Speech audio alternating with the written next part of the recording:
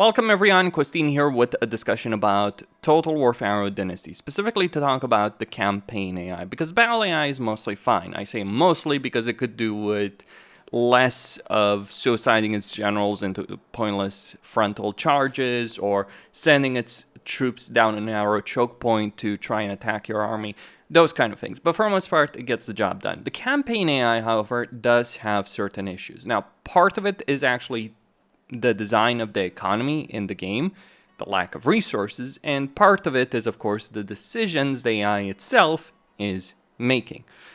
So these things can be fixed, I feel, through a couple of changes that Creative Assembly Sofia could implement over here. But let's talk about the issues at hand over here with respect to the AI. So one of the big problems that you will notice with AI is that a lot of the time, quite a few of the AI factions will be sitting around doing nothing for a very long period of time. And this will happen from the very beginning of the campaign until the very end. I mean, the AI will slowly build up massive empires, but there's also a lot of AI factions that are just going to sit there and do nothing. Now, the problem with this is that what's going to happen in these kind of situations, regardless of the amount of resources you give the AI, in fact, giving them a lot of resources at the very beginning of the campaign may exacerbate the issue, or the upkeep that you give the AI, what's going to happen is that the AI is going to recruit a bunch of weak armies of tier 1 units that you can recruit from any settlement in the campaign. It doesn't matter what settlement we're talking about. So over here, if I just recruit a general over here, you can recruit some units inherently. And this is what the AI will do, especially early on in a campaign. They won't recruit a lot of their best units. They won't recruit higher tier stuff, especially if you're talking about factions that don't necessarily start with a barracks, a special barracks that they can recruit good units from. Now, whether or not it is possible for Creative Assembly to change the AI in such a way that they would get rid of lower tier units and replace them with higher tier units, that would be a different discussion. I think it is something that they should look into. But that lack of aggressiveness for a lot of these factions combined with the recruitment a lot of these factions have from the very beginning does create issues, because you end up with a lot of armies like this. Like, this is turn 21. This is an army that this particular faction has recruited from relatively early on in a campaign. Another thing worth pointing out is because the AI is so passive in a lot of ways against each other specifically, you will end up with a lot of situations like this, where you have a level 1 general leading a bunch of trash units. This is not a great dynamic to begin with, because it means you do have, for a good portion of your campaign, you do have a lot of issues in terms of actually getting some fairly interesting fights during the course of your campaign. And it's not just this, right? Like, there are many of these kind of armies over here in this campaign. There's also this faction over here that's, just harassing me, but really, they're not too big of a problem. Their armies have largely been wiped out, and I imagine the rest of their troops will also be dealt with in short order. Okay, so that is a problem, pretty big one. That inherent design over there with barracks is with the AI wanting to recruit troops. So one of the things that the AI loves to do in this game is that it loves to recruit a lot of armies early on, as quickly as possible. So what the AI will do, even though it's passive, it's not going to war with a lot of factions, so on and so forth, is it will recruit multiple armies of troops. There is a kind of limit, like 3-4 armies, that the AI does seem to be hard capped on, or maybe it comes down to resources and administrative costs. Basically, the AI doesn't want to recruit troops past a certain point in terms of its upkeep. That might be the limit, or it might be limited in terms of how many armies is restricted to actually having on the campaign map. Or combination of both of them. Like, it doesn't want to go above a certain upkeep level, and it might have some limit in terms of how many armies it has. But it will recruit these armies very, very quickly in the campaign. So you're going to end up with a lot of these factions with like 3, maybe 4 armies of utter trash. That is not great, especially bad on legendary difficulty. But it gets worse, believe it or not. See, the problem isn't just the fact that the AI will do this very early on in their campaign, but rather that they will keep doing it throughout the course of the campaign.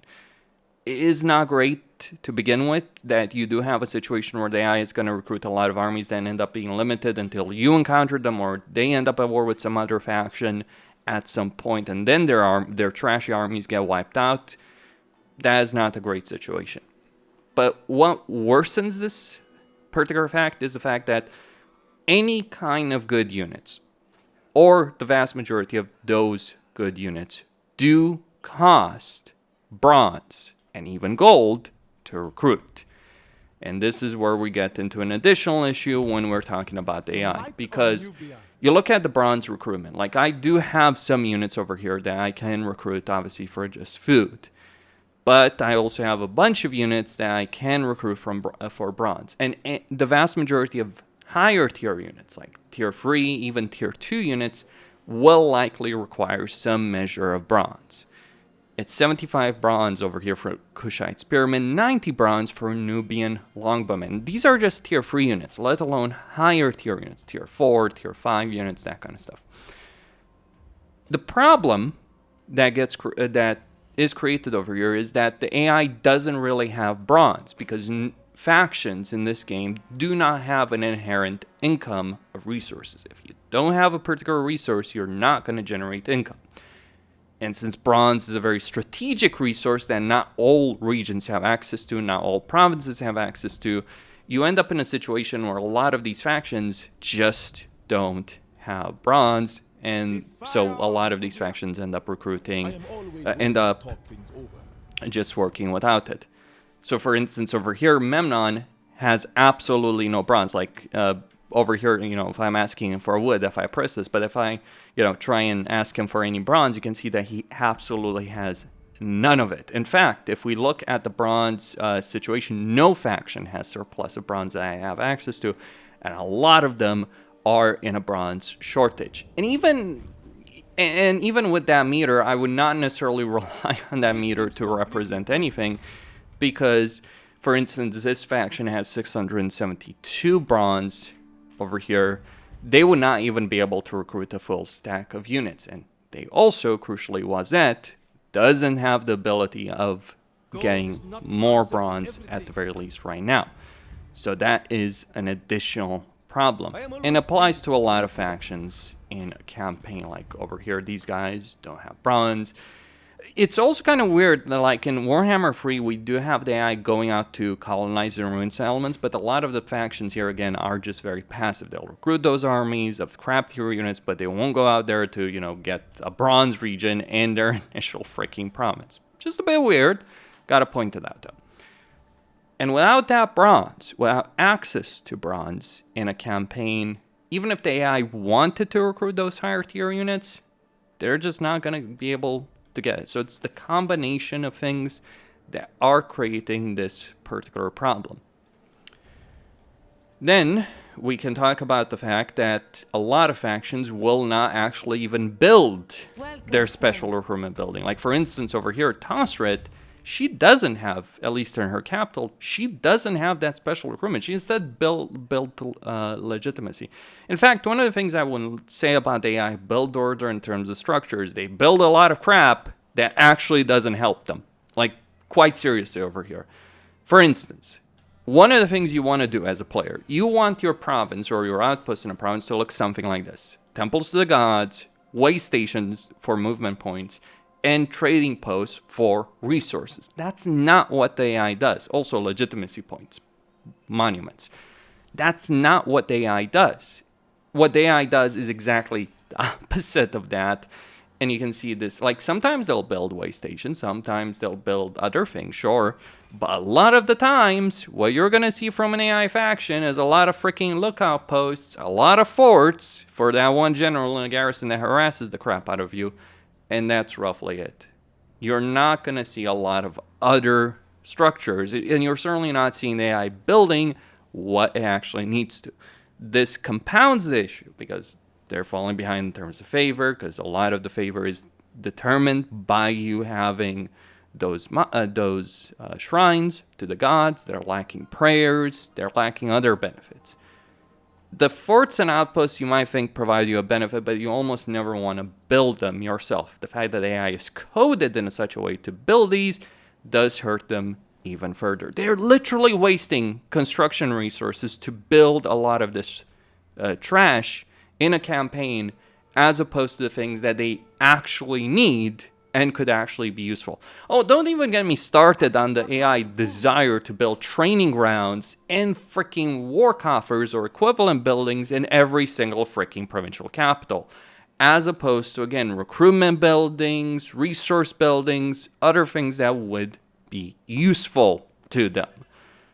That is another freaking problem over here in a campaign situation. Or Dasra building an influence building when she has absolutely no need for it, because her initial province over here has a ton of influence for her. So yeah, the AI does seem to be scripted in such a way that they're always going to build the same structures regardless of the situation in the province, regardless of what the province needs. They'll build whatever resource buildings there are. Sometimes they'll build unique recruitment buildings, but a lot of times they won't. That is the problem. Like Toster, for instance, she'll have an archer building. Like the native units she has, the Upper Egyptian units she has in this situation, are good enough, sure. But the fact that she doesn't have her unique archer building, her unique infantry building, or her unique chariot building is hurting her. And you see this consistently throughout the entire game. Very rarely do you see the AI bring those units because they don't even have the structures for them. And even if they have the structures for them, they don't have the bronze. So what is the solution? Different build orders for the AI, with outposts, with settlement buildings, priority on actually good recruitment buildings for units. And I feel that what should happen is that Creative Assembly should add an option that you do have some baseline resources, especially for the AI. As a player, we can deal with it, but I think in general, the balancing of the game would be better if we had a similar situation as in Troy in some way. Not for research, but the idea that you should have some level of resources available inherently as a faction would be great. Let's say, AI factions would get maybe, 100 bronze, 50 gold, something along those lines, right? And by the way, the resource shortage is also there for wood, it's there for stone.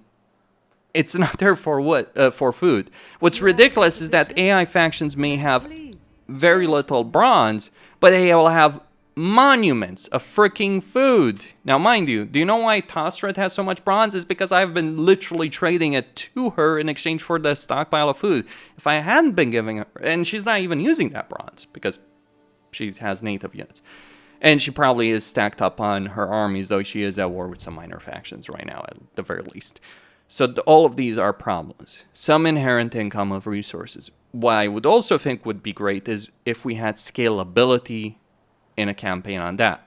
So the longer a campaign goes on, the more resources factions get. Like, let's say for the first 10 turns, maybe the AI factions only get like 50 bronze. Then it scales up to like 70, 100 after 10 turns, 15 turns, whatever. Maybe 15 turns would be best, like doubling it. And at one point they get to 300. That would create better fights. And if CA Sofia could add in the ability for the AI to literally dismiss its army and recruit them from scratch, would be great. I've talked a lot in Warhammer 3 videos about the idea of scalability of the AI, because like the problem with difficulty in Total War is that the AI gets a series of benefits, but they're the same benefits from the beginning of the campaign until much later on in the campaign. It should be gradual to create a real sense of progressive challenge in a campaign, as opposed to having the earliest parts of the campaign being the hardest part and everything else being a steamroll. It is an issue in every single Total War game that has ever been released. That would be my perspective on the AI issues, my feedback that I would give to the developers. Gradual difficulty increases, better building priorities, more resources for the AI inherently. Because look, we know how to trade. Right? We know what to prioritize. But even if the AI literally traded for bronze, there's not enough bronze in the game. So some inherent income of all of these resources would help a lot from my perspective. Costin, signing out. Don't forget to subscribe, like, and enable notifications, and stay tuned for more.